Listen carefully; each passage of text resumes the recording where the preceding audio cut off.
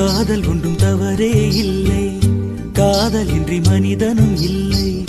நண்பர்களும் காதலராக மாறிய பின் சொல்லிய நீயும் நானும் பழகுறோமே காதலாகுமா? இது ஆயுள் முழுதும் தொடர்ந்தாலும் நட்பு மாறுமா? நீயும் நானும் வெகு நேரம் மனம் விட்டு பேசி சிரித்தாலும் பிரியும் பொழுதில் சில நொடிகள் மௌனம் கொள்வது ஏன் தோழி? புரிதலில் காதல் இல்லையடி, பிரிதலை காதலை சொல்லுமடி.